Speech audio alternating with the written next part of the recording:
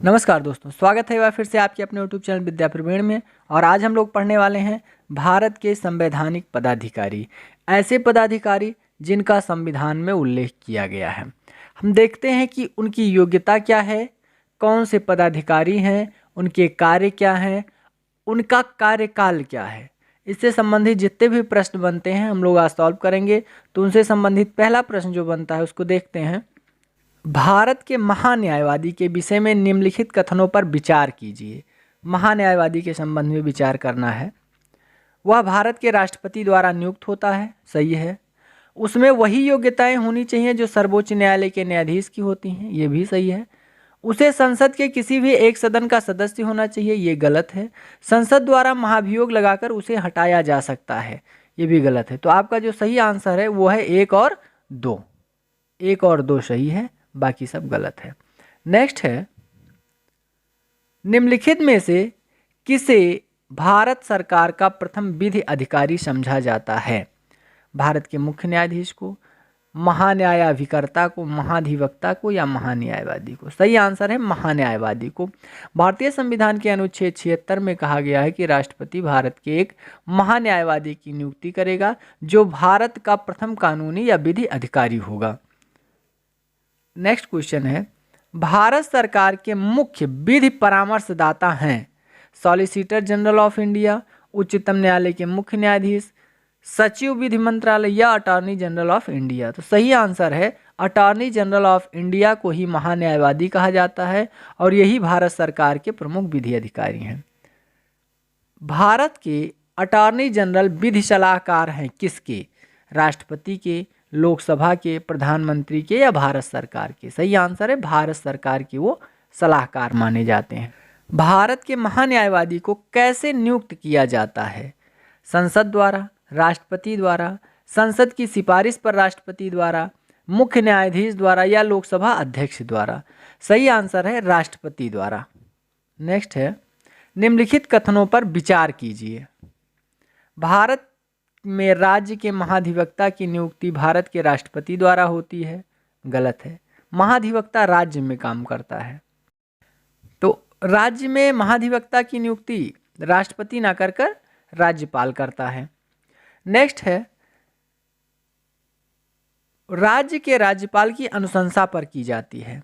दूसरा है, सिविल प्रक्रिया संहिता के उपबंधों के अनुसार राज्य स्तर पर उच्च न्यायालय की मूल अपीलीय और सलाहकारी अधिकारिता होती है। तो दोनों गलत है, ना 1 सही है और ना 2 सही है। निम्नलिखित में से किसको अपने कर्तव्यों के पालन में भारत के राज्य क्षेत्र में सभी न्यायालयों में सुनवाई का अधिकार होगा? महाधिवक्ता को, महान्यायवादी को, अतिरिक्त महाधिवक्ता को या इनमें से कोई नहीं? सही आंसर है महान्यायवादी को, जिसको अंग्रेजी में अटॉर्नी जनरल ऑफ इंडिया कहा जाता है।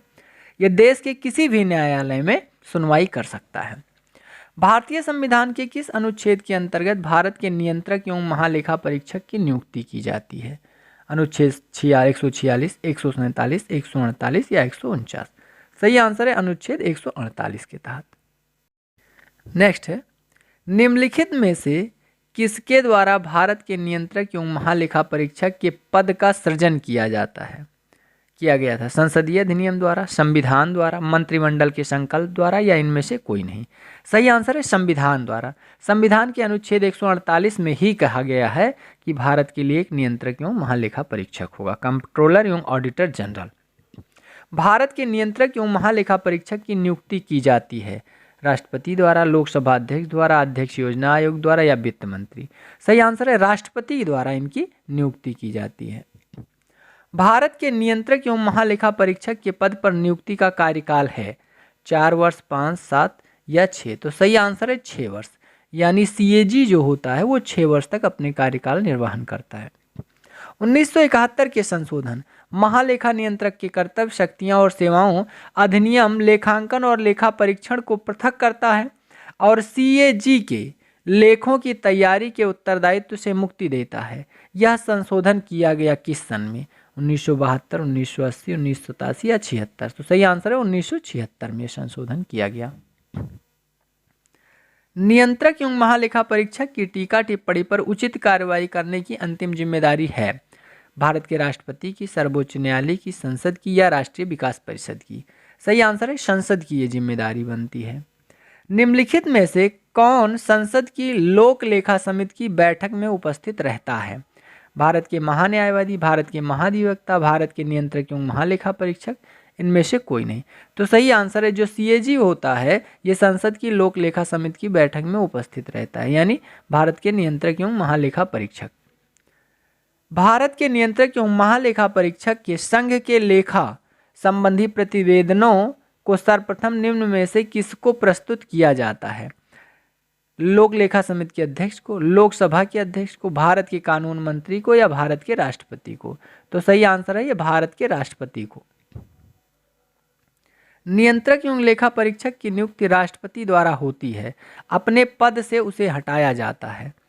राष्ट्रपति द्वारा, संसद के दोनों सदनों द्वारा, सर्वोच्च न्यायालय द्वारा या राष्ट्रपति की संस्तुति पर सर्वोच्च न्यायालय द्वारा?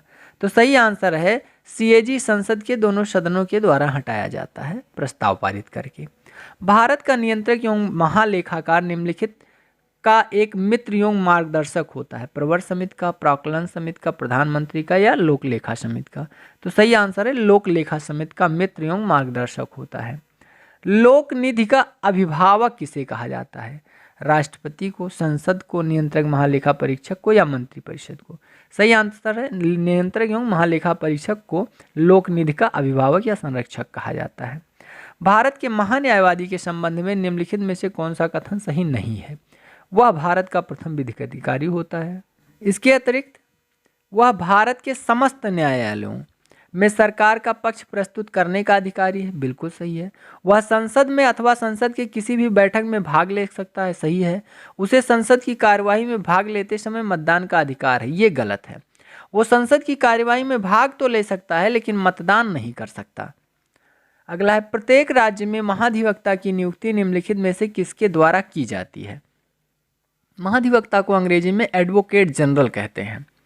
राज्यपाल द्वारा, राष्ट्रपति द्वारा, उच्च न्यायालय के मुख्य न्यायाधीश द्वारा या सर्वोच्च न्यायालय के मुख्य न्यायाधीश द्वारा? तो सही आंसर है राज्य का जो मुख्य विधिक अधिकारी होता है वो होता है महाधिवक्ता, उसको राज्यपाल के द्वारा नियुक्त किया जाता है। नेक्स्ट है, निम्नलिखित में से किसे राज्य विधानमंडल के सदनों की कार्यवाहियों में भाग लेने और बोलने का अधिकार है किंतु मतदान का अधिकार नहीं है? महाधिवक्ता, मुख्य सचिव, निर्वाचन आयुक्त या कैबिनेट सचिव? सही आंसर है महाधिवक्ता को। अगला है, मुख्य सतर्कता आयुक्त की नियुक्ति कौन करता है? राष्ट्रपति, प्रधानमंत्री, गृह मंत्री या राज्यपाल? तो सही आंसर है राष्ट्रपति करता है। नेक्स्ट है, जिला कलेक्टर किस अधिकारी के अधीनस्थ कार्य करता है? मुख्य सचिव के, संभागायुक्त को, प्रभारी सचिव या उपयुक्त में से कोई नहीं? तो सही आंसर है उपरोक्त में से किसी के नियंत्रण में वो कार्य नहीं करता। आज के लिए इतना ही, धन्यवाद।